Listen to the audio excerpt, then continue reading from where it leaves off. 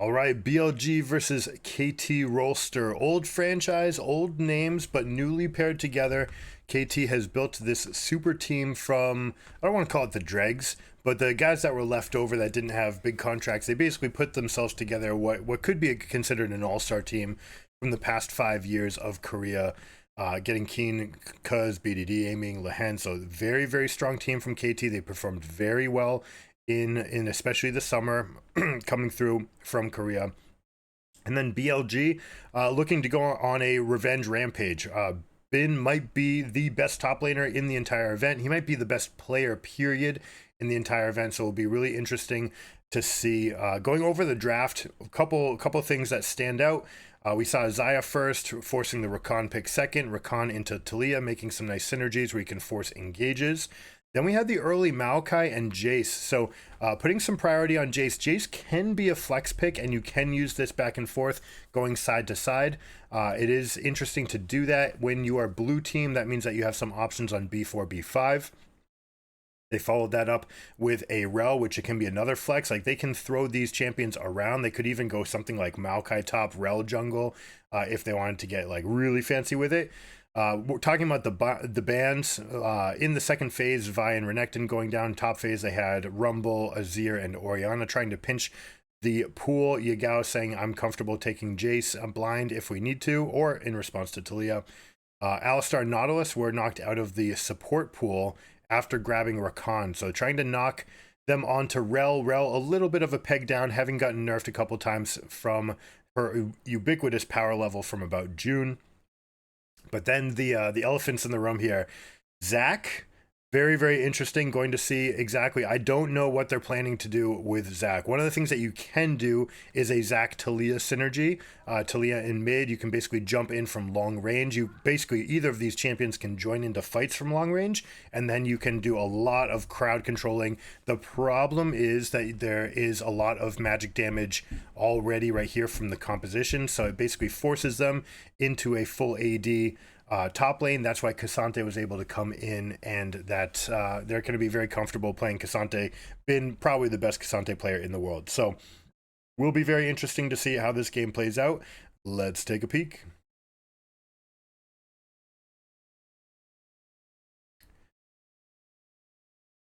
And a quick shout out to everybody. Thanks so much for supporting the channel. I appreciate it, everybody. Thank you for the likes, the follows, everything. It's helping us out a lot. We're getting a lot of good traction. It's been a long day. All right, day one's pretty long. 8 games day one, 8 games day two. If you guys wouldn't mind, it supports the channel out a ton, and it helps support me so I can make these videos. If you like it, make sure you're slamming that like button and the subscribe. And you can check out our other socials, or you can go to our website, gigagamingacademy.com. So check those out. And without further ado, let's get into the game. BLG KT. Early starts, we get a fan out start. Zac hovering over his Raptors. Zac may be the best Raptors taker in the entire game. Not only does he take it quickly, but he can also threaten mid from that position. So it'll be interesting to see what kind of interactions they get. Sometimes you can punish one of these Raptors starts by starting with a red side full clear. All right, I'll map that out really quickly. If you start here red, then you can go full clear. You do all 6 of your camps. You take Scuttle, and then you take the respawn right here as it comes up.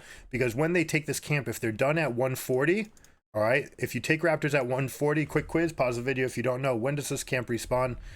2 minutes and 15 seconds later, of course. So 3:55. This is about the time. If you're full clearing, you can go for 3:30 Scuttle Crab, and you can go and take this camp on the respawn. So this can be an answer. This is something that we have to thank Blabber for. NA Blabber, the world watches him to figure out these paths. All right, he is one of the forefront runners. If he has a secret leak, I don't know who it is, but I definitely watch Blabber to see these interactions. So we will see if Maokai completely stomps on the Zac by doing that. That's the first thing we're keeping an eye on. Second thing that we want to see is Jace versus Talia, who's getting the most push. Again, that will be aided by Zac and Maokai coming in to help. Jace, Maokai having a little bit better of a damage spread means that Yagao might go for a fairly quick Hex Drinker. I don't think it's going to be Merc Treads because we're talking about all knockups here. So Hex Drinker should take the role of that magic resist item that also gives you a certain amount of threat. But wouldn't be surprised if he went Merc Treads anyways, just to have the movement to go along with it.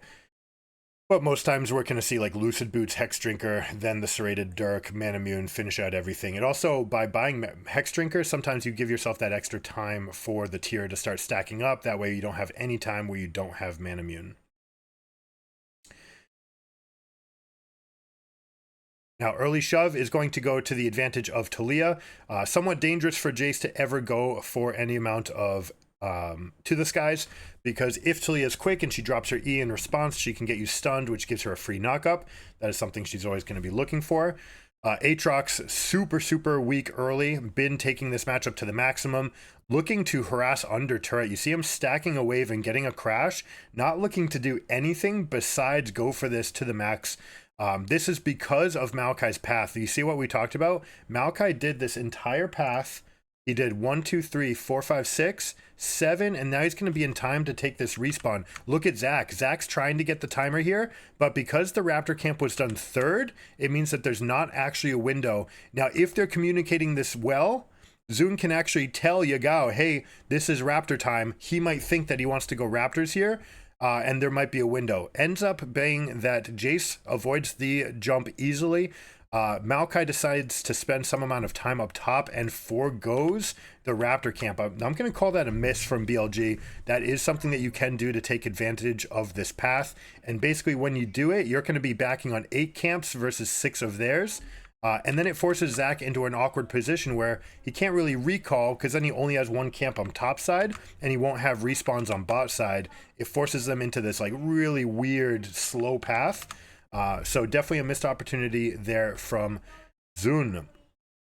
That said, by skipping it, he is going to be able to just go straight bottom, path up to top again with the ward advantage still being there. Early Krugs, we'll see if he ends up going for anything else. Zach will now see that the Raptors are up with the ward he left on the Raptor camp. This is not an attempt at a gank, by the way. Oh, maybe it is? Rakan was trying to bait that. I'm sure that was exactly, yeah, right. That was a beautiful bait from Lehens, except he ends up having to burn his flash to not get Bramble smashed backwards. I would have preferred, I mean, it looked like he was trying to bait this way to get Maokai to jump out, and then he would just jump back to Xayah. I'm surprised he didn't just allow it to happen. Sometimes you'll see this more commonly if you have the Hex Flash. But in this game, we've got the stopwatch, which means that Lehens is just down flash now. It is a trade. It is Rakan for Maokai. But now that that is down, the fact that Maokai has no flash means that the solo laners can feel much safer on the side of KT. They also have Zach that might be able to create some amount of pressure. He's doing the same thing as before. Again, this tournament is going to be all about Raptor camps and then threatens to mid.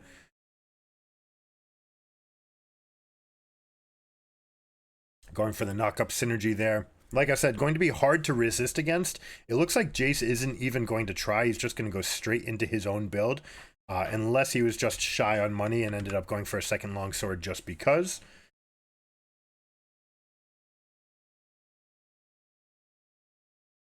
But you can see the threat and what they're trying to do with this Zach-Talia combination.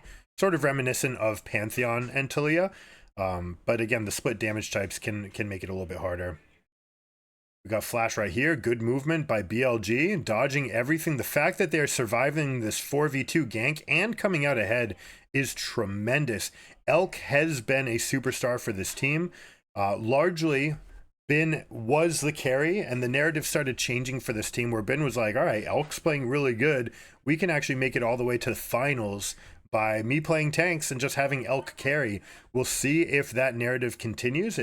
They're obviously thinking that that's possible with a Cassante pick, but obviously we know that Cassante can be a tank assassin, roam mage, controller, whatever you want. You know, Cassante does it all. At least on this patch. Those of you playing live on 1320 won't be able to enjoy this anymore. But for this tournament, we're going to see Cassante continue to step on this Aatrox. Early laning phase is just so weak here. From the Aatrox that there's not much he can get done.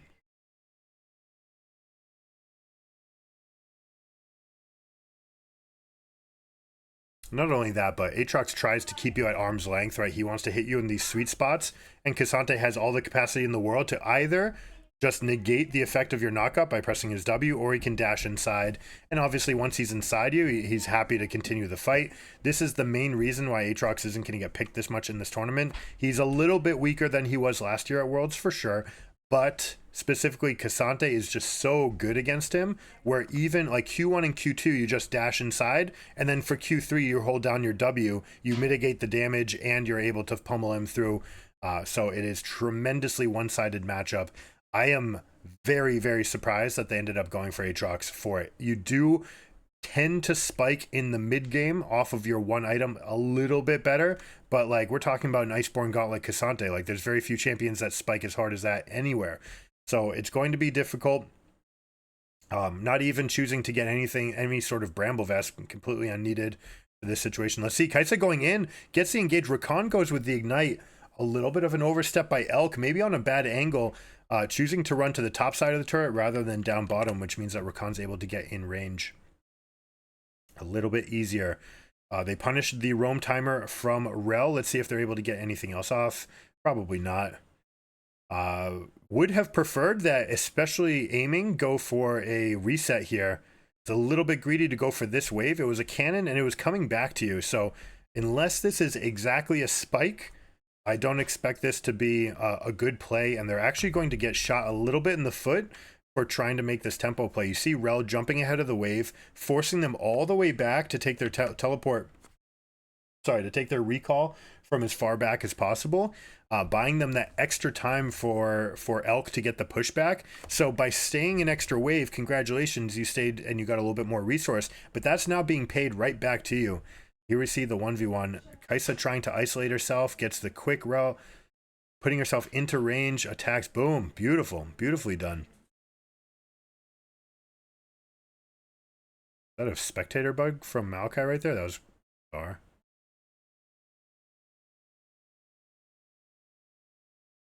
So what was that? That must have been a stolen. Was that Jace stealing it? I want to go back. Take a quick peek. What happened here? Yagao?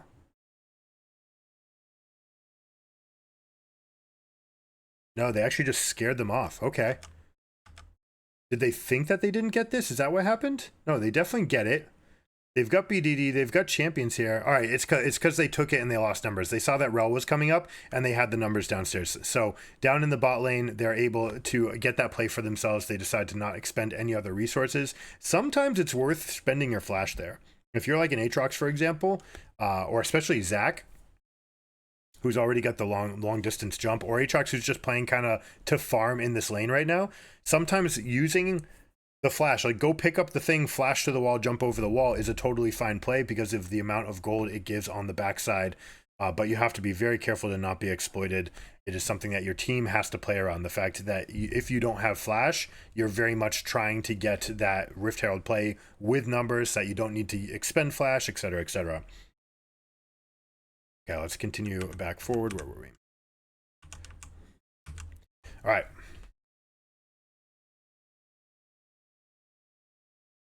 So KT with early lead from bot lane, but we're going to see just exactly how strong Cassante is right here. You see him using the W to not get knocked back up by the second half of the Aatrox chains. He's going to be taking over this matchup right now. Mid lane, we see Jace going into his spikes right away, right? Not spending any time. He's going straight into Duskblade of Drakthar, skipping Hex Drinker. Meaning that he's going to have to play proactively for damage basically through and through at every chance. He needs to hit all of his QEs. If he doesn't, then Hex Drinker will have proven to be a better value. Also does help with the push a bit, right? Having the extra AD stacks, not spending anything on resistances. But especially having burned that flash early, I'm surprised that they didn't sport more camps. Here we go, big engage. We have Q is not able to consolidate Q2. Now they're going to go surround the blobs. There is no teleport from Aatrox. He's about 20 seconds away from the cooldown. Q flash from Rel means that they're able to get that. Walks up, gets the continuation. And Cassante's down here for the fight as well because he was able to get first recall, first teleport.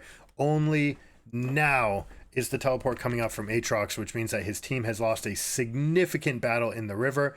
They're going to wrest the gold lead back for themselves, and they're getting that dragon. Now, Keen is going to try to take the maximum. You see him proxying the wave. He knows that all 5 people were down there, so you're good to step ahead, take this wave, then step back and come get the plate for yourself. Or just tag the plate on your way there so that you make sure to get it. Of course, not letting the minion wave touch yours, because once they touch those minions, they basically won't stop. Here we go. Good E. Everyone steps to the side before stepping forward again. Decent dash from Lehens, but aiming is left out to dry here. Chain CC. Oh my gosh. Push into root, into knockback. Just constantly on the bubble, being bounced around. Was not able to get safety there.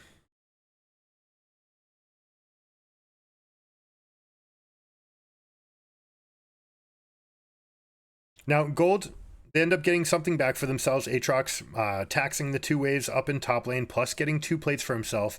Actually looks like, I don't know that he got the second plate, honestly. The second one definitely went down. I don't know that he was able to take it, though. Continuation, KT looking to make battles here. They're going to get 1 kill for themselves. Kai'Sa getting it, importantly. Now, this is a Kraken Slayer Kai'Sa. I'm not a huge fan of these builds, right? I very much think that the 2 best builds by far both start with Serrated Dirk and go for the spikes there. That said, she has worked her way into an early Kraken Slayer, so she should be fairly strong right now. It just makes it a little bit awkward to get into the rest of the build from here. Not only that, but it forces you to be auto attack based, and largely in these fights, that is not how Kai'Sa works. If you really pay attention to how Kai'Sa functions in the mid to late game, it's a lot of W, it's a lot of W, it's a lot more of W, and then it's 1 ult to the backline, press Q, and then start fighting. Very few chances to go for a lot of fights, for dealing a lot of damage. Now, this game, we do have significant tank presence, so I understand wanting to go on hit. But again, I think the best build for that is to go double serrated to start, get that early spike, and then go Rage Blade with Collector. Gives you just more total damage. Beautiful synergy, knock into knock. Beautifully done. Again, Bounce House. Everybody loves these knockoffs. So nice. You see how they time that, right? You do like and 1 and cast. So you see a knockup, and in your head just do a and or a 1000 cast, right? And that gives you that little moment. Obviously, each spell is a little bit different as far as how long it's going to be holding you down. But in general, you're just going to see, all right, hit and hit and hit. And you just want that little combination to keep people knocked up over and over. Now, taking stock of gold, all right, we got the spectator, got it up, has it up for us. It is all on aiming right now. Jace is going to go through his spike right now with Duskblade, probably going for finishing the mirror mana as well. He wants to make sure that that's online by 20 minutes as best he can. See how well he was able to stack his tier. And then the big elephant in the room is going to be, how strong was Cassante, right? Is he able to just keep Aatrox out of fights completely? Is Aatrox actually going to hit this, level 10 spike? Aatrox from level 10 to 16 is one of the strongest champions in the whole game. But Cassante is just so good at holding him in place,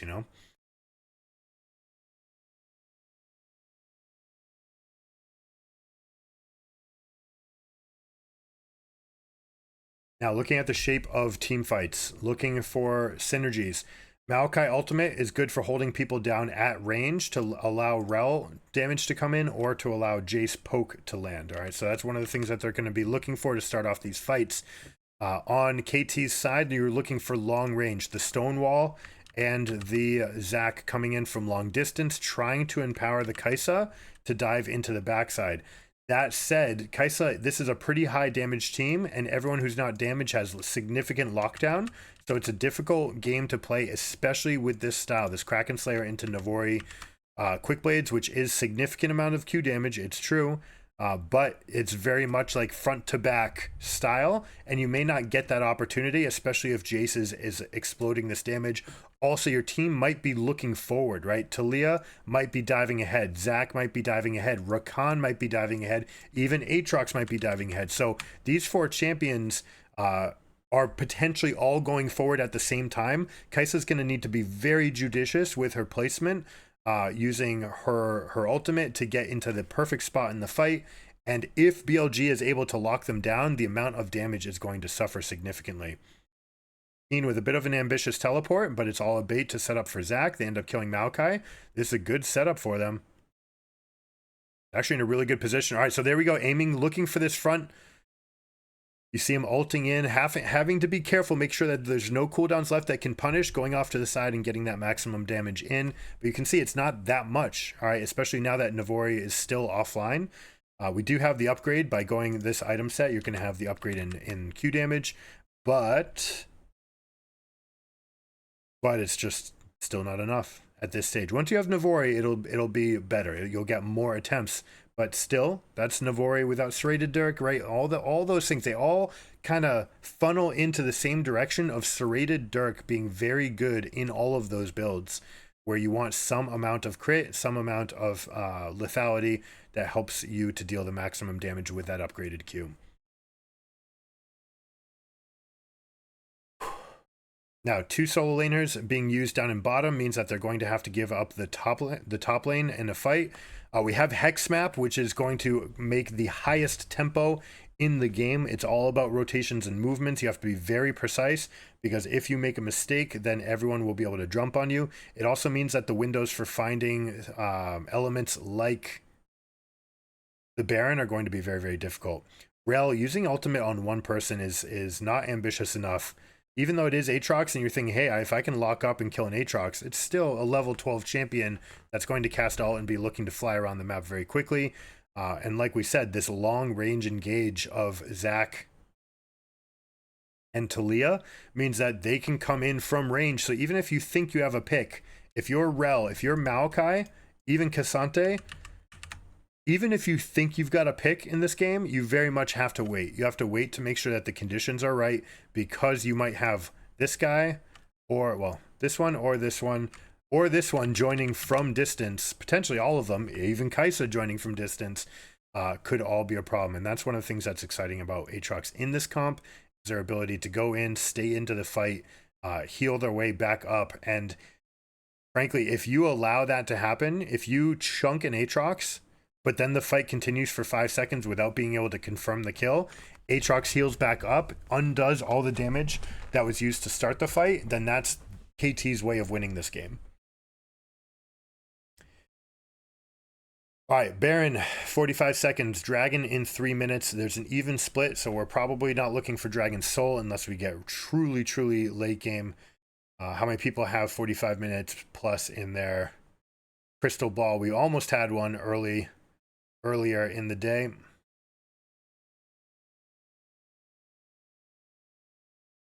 I think chances are fairly good, especially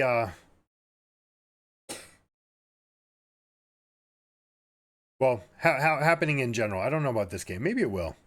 Maybe it will. All right, from Jace, I really don't like that we didn't see early Hex Drinker. I'm not a fan. Buying that Hex Drinker, like spending this time where you're unevolved on your mirror mana, it's a fake item. It feels like a completed item, but it's really not. It just doesn't have the stats. It's still just a bundle of stats. There is no effect to it, right? It's stacking armor, but all you're doing is combining items for a gold inefficient item. So you actually lose stats completing this item and sitting on it. So for those of you who have ever felt the trough of this, like, you know it's real. And anytime you see your opponent, if they're sitting on 300 stacks, you know that you have significant amount of time to go after them while they're on a fake item. No spike. So we'll see if they have to give some ground, whether or not this combination is going to deal any amount of permanent pressure or permanent damage to the structures while Jace is in this little bit. But this Jace gets it up. He's at 21 minutes, so right on target. You'd like to be at right before 20 is a great game. But he gets it at 21, not so bad. In time for D3. Now we have Leandries and Lucid Boots. I don't like the over-indexing on the cooldowns here. It does mean that you get plenty of Weaver's Walls on Talia, so you may be looking for certain traps. But one thing that can happen when you go for a low damage build like this one, right? We've got Rylai's, Lucid, and Leandries. This is very low damage. It is good amount of synergy for the team, but now you're not really a carry threat as much as these two, which is, you know, true over the course of the game anyways. But it means your damage is fairly, I don't want to say meaningless. It's just mitigated significantly by the build. Yes, you can make more plays. Yes, you can go for more chips, but do you have enough for the 100 to 0 that you need in this composition that's really looking to design for a trap, right? Counter engage or any long distance engage. All right, so we see another big fight. Here we go in the river over this wave. I love that they're going after the wave. Keen stepping in, able to survive, but if it's with Ignite, we see the flash forward from Zun to get that kill. Bin, oh my gosh, jumping in, getting a beautiful spot for himself. Expertly not going into this ward, into this bush. You see that control ward right here? This is a pivot point. Anytime that your team controls this bush and they don't, this is a way to potentially win fights. You can pick fights in mid and then move your way back into that bush. And suddenly loss of vision can create wins for you. Ooh, big damage from Jace. All right, that's a big advantage for BLG. That might be enough health. You know, if it weren't a hex map, that would be enough health to go for Baron, potentially. To just go straight over there, skip the dragon. But being the Hextech map, it means that they just take the dragon for themselves. Flash engage, not even touching them at all. So Lehen's using a lot, means that they're on peel back duty. Lehen's waiting for cooldowns, doesn't have anything at the moment, just a Q. And Aatrox, you know, kind of stuck going forward when the whole team's calling back, not realizing that everything was down from Rakan. Rakan's trying to play backwards while Aatrox is going forwards. You end up with this syncopated rhythm. We see that that is the biggest bane of team fights at this level. It's not about execution and mechanical skill. It's about team synergy and moving in at the exact same time to create pressure in the same way. Now, KT, like we said, with the Hex map, getting out on the map quickly, creating a vision advantage for themselves. You see how there's all of this area is dark. So BLG is guessing at what might be coming here. And like we said, we've got Rakan, Zac, Talia, people that can punish you for stepping in. But we've got beefcakes in the form of Bin that can just step forward and face tank into whatever kind of trap you want to lay. Biggest difference between Cassante in these games and Cassante in your games is that these Cassantes will stay tank longer. They save their ult for the perfect time. They wait till they're getting an assassination on a priority target or a meaningful peel that allows their carry to go off more. That's it. Those are the two objectives that you're looking for from that ultimate. In this case, he's just able to step forward, doesn't use the ultimate, doesn't need to use anything. They step up, they gain advantage for themselves, and KT is bullied out. We'll see if we get more interactions like that.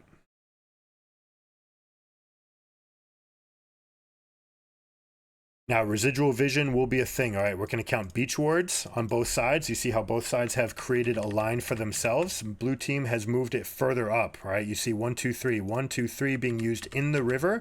They'd like to be able to keep that control, but they've used it and then stepped back. So that's actually a pretty big loss for BLG. We're talking about 225 gold that you spent on having 20 seconds for yourself, you know, knowing where the enemy team's going to be.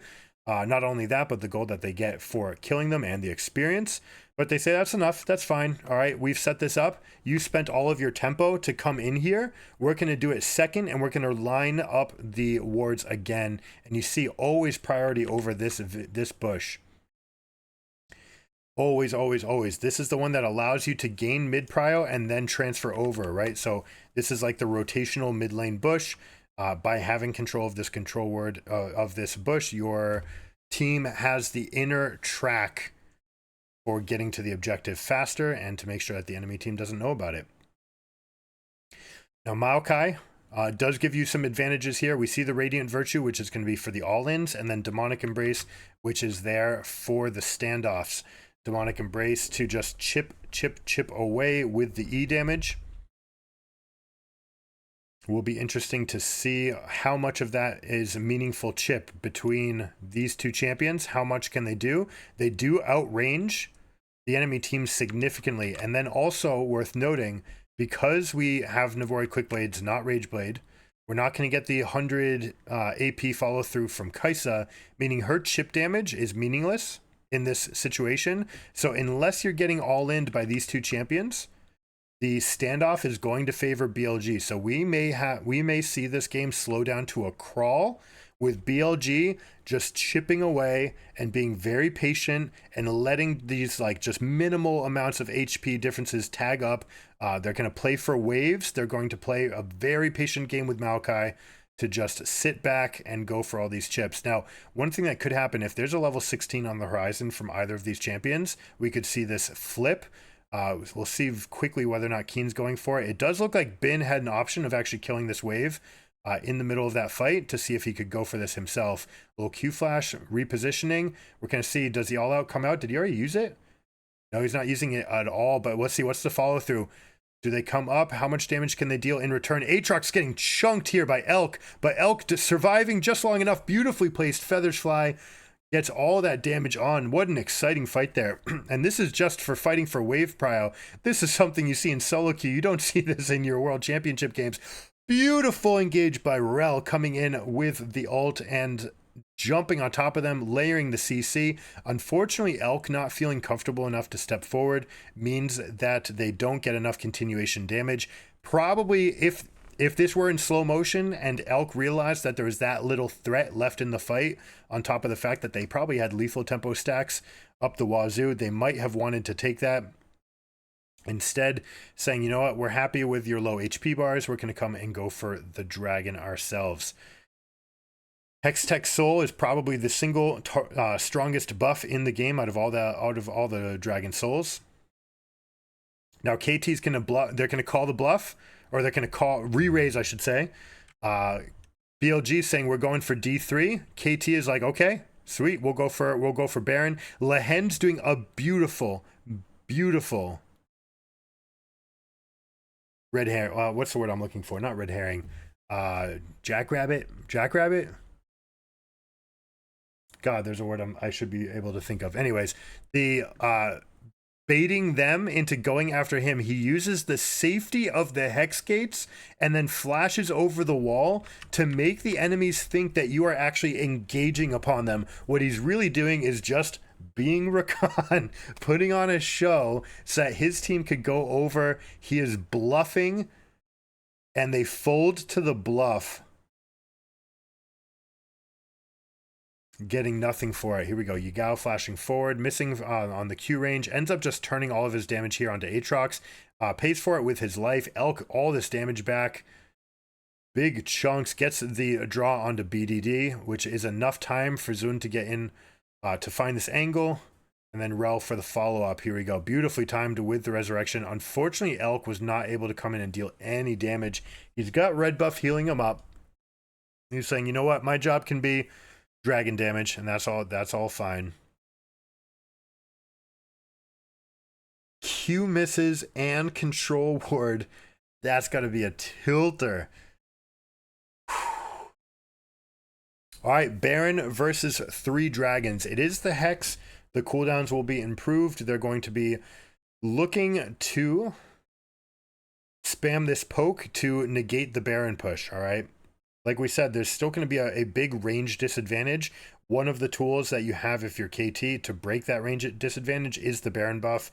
It allows you to siege. It allows you to sit comfortably behind the minions and make BLG make the choice of killing you or going after them. The problem with that is that Xayah is the best AD carry in the game after Sivir, maybe. Sivir and Xayah are ADs that are more than capable of AoE clearing these waves with no real issue with the Baron buff. So much AD, so much splash damage, they can go through and deal significant chunks even through the mitigation. if you're KT and you're playing against this siege comp, again, you're going to try to get one quadrant of vision, use that to get prio in two consecutive lanes. You're going to completely give up one quadrant of the map. Once you move up enough where you can create imminent threat under turrets, then you're going to look to start pressing up and actually dealing turret damage. But it's piece by piece by piece, and they have to do that in the face of Maokai chip damage, Jace chip damage, and even some of Zaya's follow-through damage with the feathers. So not an enviable task. And realistically, it looks like they get very little. They end up going side to side. It's almost like watching AlphaZero play some chess here. You go aggression on one side, and then you swing it back to the other, and you move along. But this is where Kai'Sa is going to show this weakness. She is not a threat in this game style. If you're playing poke to poke, this build is not going to get you there. Like, you could count the amount of auto attacks. Oh, Q3, she's able to find flash into W, the engage. They get everything they want. Bin with the all out means they're doing tons of extra damage. Cuz is trying their best to peel everybody. You see resurrections galore, but BLG takes a huge win for themselves. And again, we're looking at how many times is Kai'Sa ever able to attack that turret. She got 0 attacks out. Even though they have Baron buff and they're pushing up, this build doesn't contribute. It doesn't do anything. And not only that, but she went Guardian Angel, which means that she's completely put herself out of the damage spectrum. All right, this is going to be the lowest damage late game spiked Kai'Sa that we've ever seen. Because how do you ever deal damage here? It just doesn't work. Taking a look at a fight, you see how everybody bouncing around, Rakan flying around the map, Rel seeing that there's still an engage. They're getting their internal timer, realizing how much time they've got left to go forward. Beautifully defended by BLG. Again, could have been fixed. Even though the Static Shiv version of Kai'Sa is dead, that doesn't mean that you can't go one of the other versions or even just Rageblade. Rageblade giving some AP, you can go with Zhonya's, you can go with Nashor's for on hit. You're still getting similar damage from on hit, but it's much more about the proc. And in this game, where you can have 2 procs here, 1 here, 2, potentially 3 there, potentially 3 from here, your teammates can set you up with your passive. Then you just come in for the 1 hit, and if it's a charged Rageblade and you get that double proc off on the on hit, like goodbye. Like that can execute someone from about 40% health. So much rather would have seen that build. Anyways, it is what it is. Can't harp on it anymore. Although we can still harp on Summit's Cassante build. Hopefully that we never see that again. Abyssal Mask with no APs on his team. Randuin's Omen with no crit on the enemy team. Like, kind of a whiff. Alright, BLG actually giving up Dragon. Choosing for the fight. Keen healing up. 4-man Gore Drinker and flies over. That's actually Cassante. That's what we were talking about. The solo Q ultimate that actually just brings him to safety.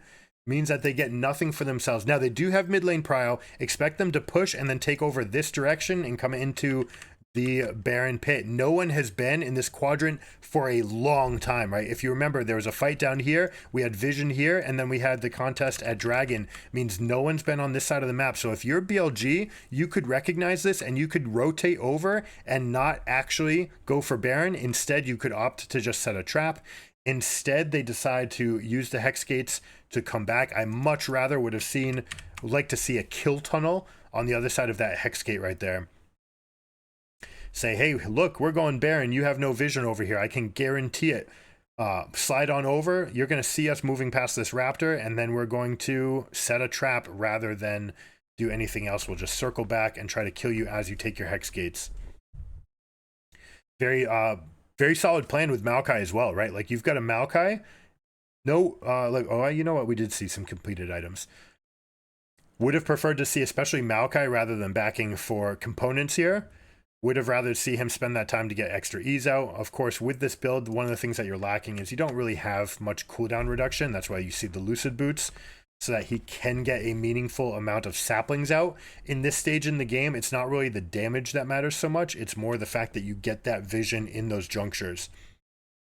So even though you get extra damage in this bush, right, that one rarely hits. They can always just face check. Much more often, you're going to see it in those junctures. to be able to see paths. Also, you're trying to hunt for Zac. Zac at this stage in the game can make this jump from red pit into Baron pit, so that might be an avenue that they look for these fights for themselves.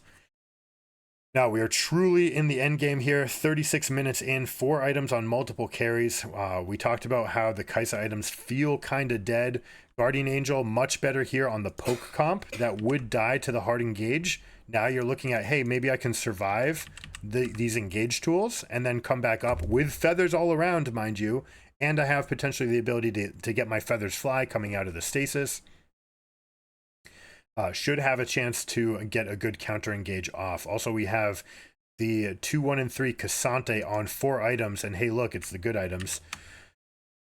We'd like to see this basically every time. Sometimes you can get Frozen Heart mixed in too if there's a heavy AD profile. That is not what's happening here.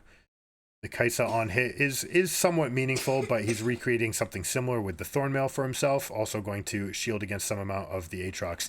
Look at this engage here. He's going all in on Aatrox. They found the angle, the knock-up chain. He does get Gore Drinker to come back up, but it's not enough. Now, I don't like what BLG is doing where they're committing to this. I would have preferred that they say, okay, this one guy's dead and go off. But that being said, if you can get significant amount of auto attack time for Kai'Sa, then maybe it can be worth. It looks like they're actually generating a lot for themselves. Very even fights means that this game is going to continue going on. I was kind of joking earlier about the 45-minute game, but I think we're going to have a 45-minute plus game here. We'll see whether or not no one's going to take Baron off of this. It's 4 versus 3, but with the HP chunked, this would be fairly risky. They may go for it, but then they're going into the teeth of Talia and Zac. If they go, they're basically saying it's because both these carries are dead. So you know what? I actually rescind.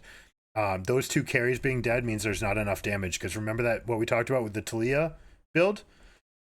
The Talia build being low damage, Rylai's, Lucid Boots, and Liandry's means that there's no significant cost to going into this pit.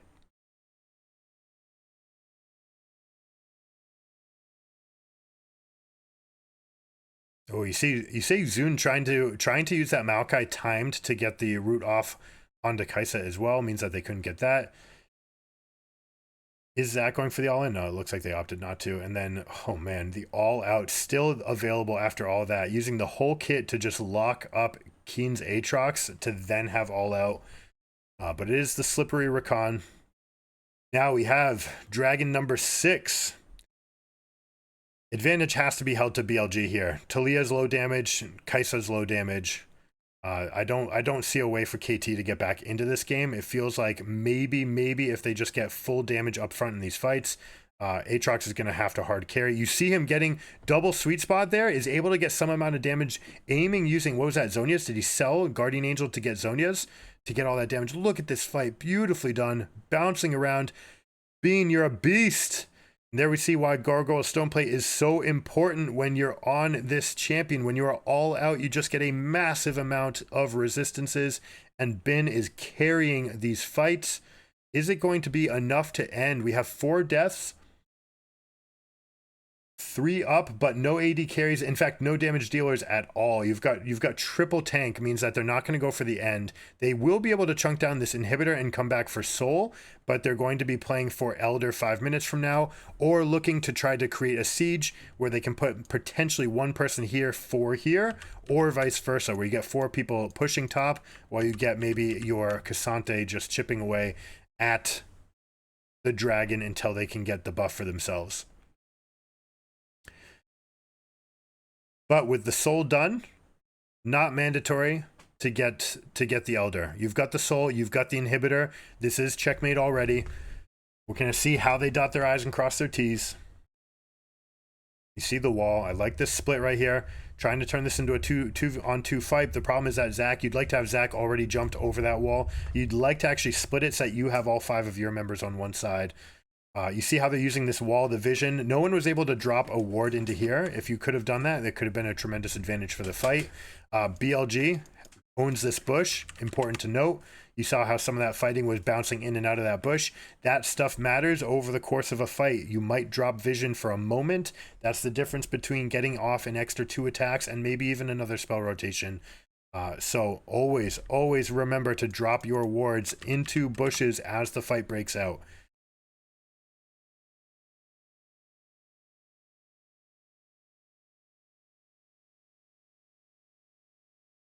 Now the siege continues. Mid lane is down. They already had presence on this side. The reason they're sieging bottom is because of these respawn timers. You want this side that's opposite the Elder, okay? Opposite the Baron. Baron is spawning first, so you want this inhib down. That's why they're pushing bottom. They already have the supers coming in. They already have this wedge of vision, so they've already checked all their boxes. Now they can come up and siege. With the Hextech buff means they're going to get that extra chip damage. They already have really good cooldowns going forward. Talia using the wall, but it's just not a threat. Bin can just stand in front of the turrets here and no one can take him on. I love what Rel's doing right here. A little bit of a reposition, saying, hey, I'm the flanking threat here. Bin can just be front to back. Also, Rel can just jump this wall as soon as she wants to. Wave comes out. That's fine. We're going to take it down. Come in. The one thing that's problematic here is that they're pushing this wave in without the support. What I'd like to see them do, it's actually worth pausing to comment on. This wave that's coming out, okay? Everyone's standing here and killing it the moment it comes into range. It's just wrong, okay? This is something that these teams should be doing better, because by killing it the moment it comes in range, you can't step forward at all, which means that you might get poked by all of these abilities. You're at least threatened. Also, it means that the moment your wave arrives, it's just going to trickle in like lemmings. They're just going to die. Look at this wave mid, how far away it is. There's no threat here, which means KT is able to just spend all their resources, throw all their spells at the wave. If they hit champions on the way, great, so be it. They don't even need to worry about the chunk damage because this wave will die. They'll be able to reset into their fountain and come back out to defend against the super. The correct way to handle this is to let this wave come out even just a little bit. Force them to come a little bit further if they want to come at you. Puts them in a better range for Jace. It even puts them in range where Rel might get the vacuum right here. And by holding on to the wave, you can let your wave sit here. You can protect it as the Cassante. All right, you make this wall in front and you say, I'm going to use my resources to keep you off of my wave. And you wait. You let this get into position. And once it trickles into the base, then you kill the wave. Then you go forward. And now you pose a question to the enemy team.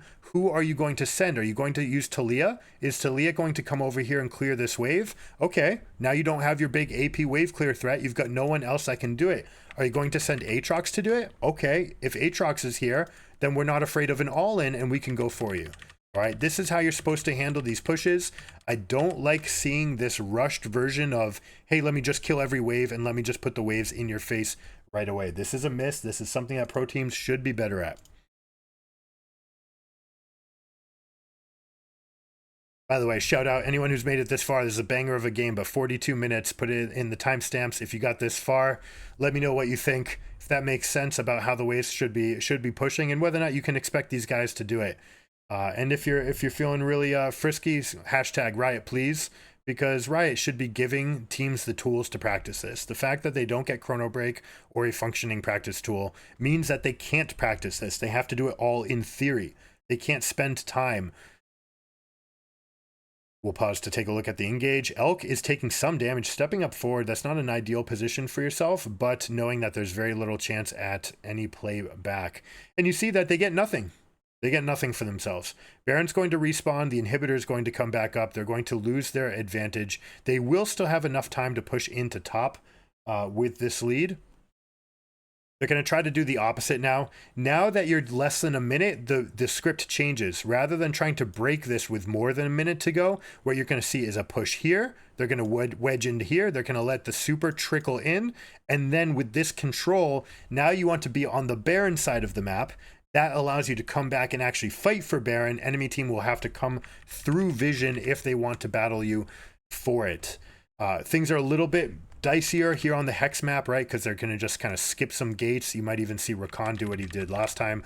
Jumper over the back of you. You can always find some interesting engage angles. So very, very important to keep your vision lines around those. Waves up top, but no one's grooming it, which means that they are going to lose a cannon. Post 25 minutes, every single wave has a cannon. If you guys didn't know, every third wave has a cannon up until 15. Then from 15 to 25, it's every other wave. And from 25 minutes on, every wave has a cannon. So every wave that comes, if it's dying, you're losing a cannon that could be helping you in the push. And the cannons deal significant damage, especially if you have the Baron buff. So let's take a look at the formations here. I'm going to pause for a second. We saw the early steal. You see how they have all this vision? Okay. This is forcing the issue, saying, all right, are you going to come through or are you going to try to fight for wave? The most common way, or the best way, I should say, to fight against this sort of defensive structure when they've taken your quadrant away from you, the correct answer is to take mid lane for yourself. You push it up as hard as you can. This does two purposes. One is it gives you the prio in that lane, which has a lot of effects. Not only will this wave give you vision, it also gives you an end game threat. If you're able to win a fight, then maybe you can get this. As you can see, none of these are end game threats. So you push through mid. It then allows you to come through more creative angles to approach this fight so that you don't need to go through this death trap fog. All right, that is what they're trying to do.